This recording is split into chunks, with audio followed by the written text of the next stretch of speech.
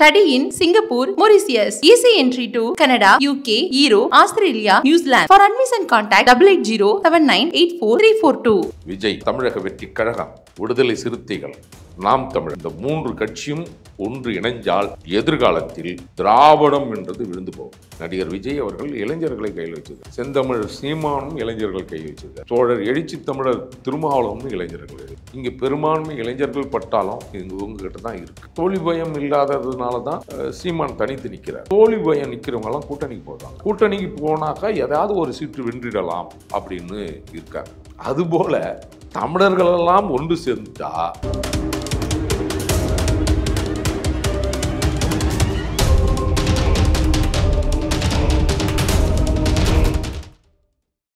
ரகரம் நேயர்கள் வணக்கம். இன்று நம்முடன் இணைந்திருக்கும் சிறப்பு விருந்தினர் தமிழர் சேனையின் தலைவர் திரு எரிமலை ராமச்சந்திரன் அவர்கள். வணக்கம் சார். சார், நடிகர் விஜய் அவர்கள் தமிழக வெற்றி கழகம் அப்படிங்கிற கட்சியை தொடங்கியிருக்காரு. ஒவ்வொரு கட்சி தொடங்கும் போதும் இன்னொரு கட்சியோட வாக்கை பிரிக்க போறாரு அப்படிங்கிற மாதிரி ஒவ்வொருத்தவங்களையும் சொல்லுவாங்க. நடிகர் விஜய் அவர்களோட அரசியல் வருகை யாருக்கு ஆபத்தாக முடியும் சார்? என்ன கேட்டால், நடிகர் விஜயுடைய தமிழக வெற்றி கழகம் அதனுடைய வருகை திராவிடத்திற்கு எதிரானது. திராவிடத்தை வீழ்த்தும் அப்படின்னு நான் நம்புகிறேன். ஏன்னா அவர் ஒரு சாதியாகவோ ஒரு மதமாகவோ இல்லாமல் ஒரு பொதுவான ஒரு தலைவனாக அவர் தன்னை அடையாளப்படுத்தியிருக்கார்.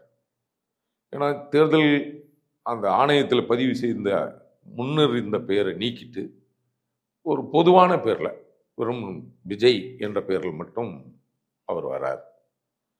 பலரால் கிறித்துவர் என்று சொல்லப்பட்டிருந்தாலும் கூட நெற்றியில் குங்குமம் அதோடு வரார். அப்போனா என்னன்னா, நான் அதை இல்லை, என்னை சாதியாகவோ மதமாகவோ பார்க்காதீர்கள், நான் அனைத்து உயிர்களுக்குமானவன் அப்படின்னு பிறப்புக்கும் எல்லா உயிர்க்கும் என்ற ஒரு கருத்தியலை சொல்லிட்டு வர்றார்.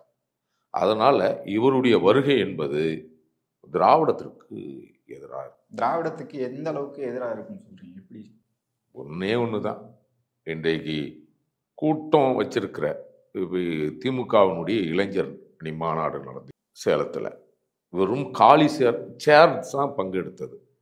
இளைஞர்கள் குறைவாகவும், அந்த குறைவான இளைஞர்களை திரட்டுவதற்கு பாடல்கள், அது கலை நிகழ்ச்சி என்ற பெயரில் அரைகுறை ஆடைகளோடு அங்கே நிகழ்ச்சி நடத்தி தான் இளைஞர்களை வரவேற்றார்கள் என்றது உங்களுக்கு தெரிஞ்சிருக்கும். ஆனால் தோழர் எழுச்சி தமிழர் திருமாவளவன் அவர்களுடைய திருச்சி மாநாடு, நகருக்குள்ளே வாகனங்கள் செல்ல முடியாத அளவுக்கு ஒரு பெரும் கூட்டம்.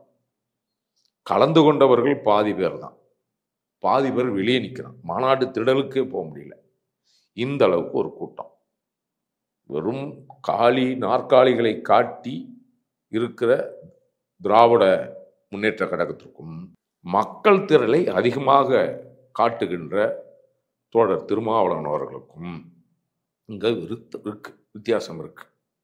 இந்த வித்தியாசம் இங்கே என்ன நடக்குது அப்படின்னா, காலிச்சேரை யார் அதிகமாக வைத்திருக்கிறார்களோ அவர்களிடம் மக்கள் திரளை வைத்திருப்பவர்கள் கூட்டணி பேசுகின்ற ஒரு அவலை நிலை தமிழகத்தில் இருக்கு. முறையா யாருக்கிட்ட கூட்டணி பேச வந்திருக்கணும்? தோழர் திருமாவளவன் கிட்டத்தான் திராவிட முன்னேற்ற கழகம் கூட்டணி பேச வரணும். இதான முறை. இவங்க தானே ஓட்டு வச்சிருக்காங்க, இவங்க வெறும் காலிச்சார் தானே வச்சிருக்காங்க. இங்க என்ன இருக்கு அப்படின்னா, ஒரு தலைகீழான அரசியல் இருக்கு. நீ மக்கள் திரளாக வைத்திருந்தாலும் கூட நீங்கள் எங்களிடம் கூட்டணி பேசி வாருங்கள், நாங்கள் தொடர்ச்சியாக ஆண்டு கொண்டிருக்கிறோம், அப்படி ஒரு கட்டமைப்பை கட்டியிருக்காங்க இல்லையா?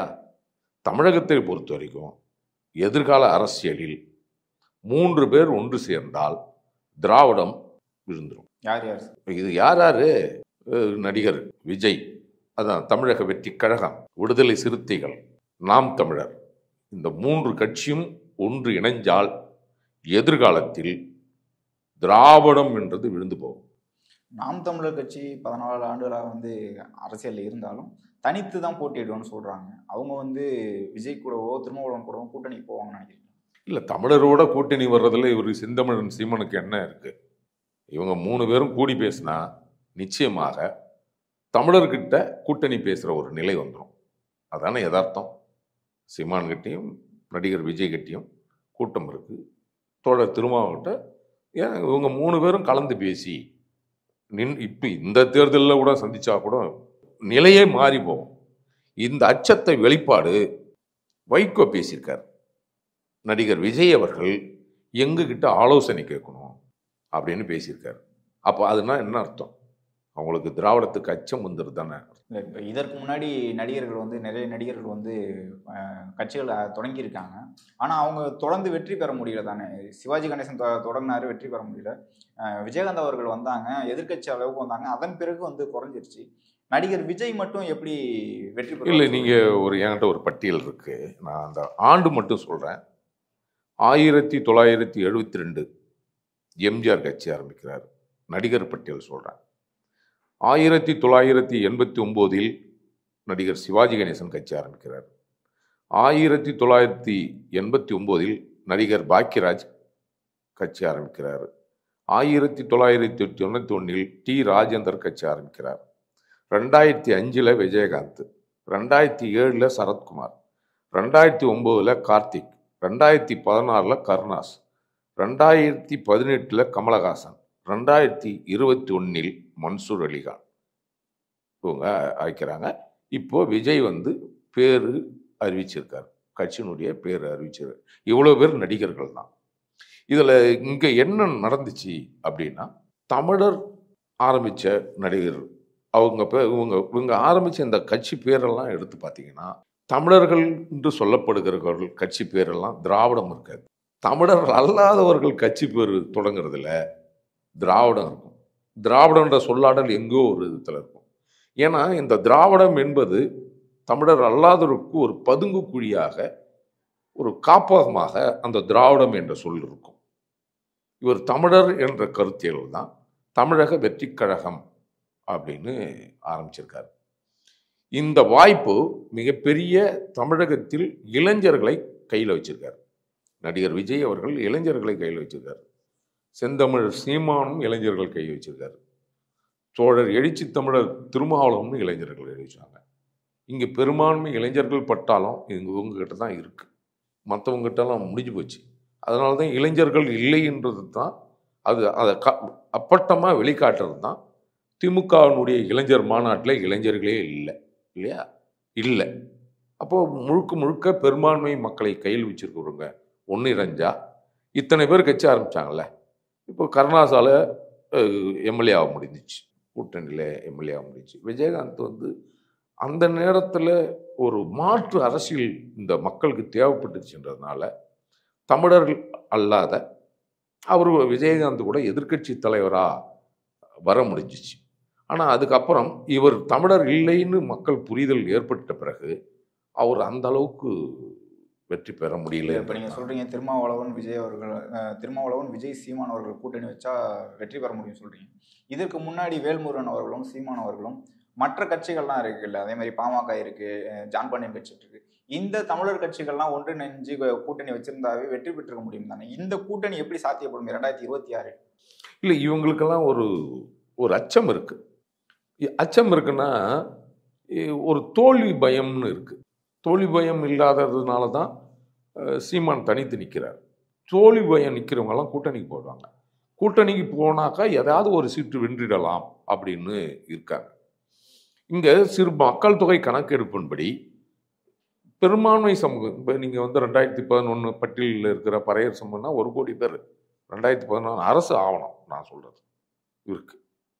மற்ற தலைவர்கள் இருக்கிறாங்கல்ல, அவங்களுடைய பின்னணி சாதி ஓட்டுகள், சாதி ஓட்டை வச்சு தானே இவங்க தலைவராக வந்திருக்காங்க. யாராக இருந்தாலும் பொதுவாக இல்லை. இப்போ சீமான் இவங்கெல்லாம் பொதுவாக அம்பலப்படுத்தி வராங்க. தோழர் திருமாவளவனும் தன் பொது கட்சின்னு தான் சொல்லிட்டு வர்றாரு, இல்லையா? அவரும் சாதி கட்சியாவோ எங்கேயுமே பதிவிடலை. அவரும் பொதுவானவர் தான். இந்த தமிழர்கள் தமிழனாக பிறந்து பொதுவானவர்களாக இந்த மக்கள் மத்தியில் அரசியல் செய்கிறவர்கள் ஒன்று சேரும் பொழுது நிச்சயமாக வரும். இவர் வேல்முருகன், ஜான் பாண்டியன் போன்றவர்கள்லாம் வரலாம், இதில் தப்பு இல்லை. தமிழர் அணின்னு ஒன்று உருவாகணும். உருவாயிடுச்சுன்னா ஒரு சிற்பம் உருவாகணும்னா ஒரு கல்லில் எதெல்லாம் தேவையில்லையோ நீக்கிட்டுன்னா சிற்பம் தானாக வந்துடும்ல. அதுபோல் தமிழர்களெல்லாம் ஒன்று சேர்ந்துட்டா தமிழர் மற்றவங்கெல்லாம் தானாக வெளியே போயிடுவாங்கல்ல. இப்போ நீங்கள் குறிப்பிட்ட ஆட்கள்லாம் முக்கியமான தலைவர்களாக இருக்கும்போது முதலமைச்சர் வேட்பாளர் யார் அப்படிங்கிற ஒரு கேள்விக்குறி வரும். ஏன் இதில் என்ன சுழற்சி முறையில் வந்துட்டா போச்சு? இதில் என்ன இருக்குது? ஒரு இதில் முதல்ல ஒரு எழுச்சி தமிழர் வராருன்னா அடுத்து ஒரு வரட்டும். ஏன் விஜய கூட முதலமைச்சர் ஆகட்டும், ஏன் செந்தமிழன் சீமான் முதலமைச்சர் ஆகட்டும், இதில் என்ன இருக்குது? ஒன்றும் இல்லையே. இது எல்லாமே ஒரு குடியும் விட்டு கொடுத்து அனுசரணை பண்ணாவே போதும். நீங்கள் வட இந்தியாவில் தெரியும். வட இந்தியாவில் இங்கே மாதிரி எல்லாம் கிடையாது.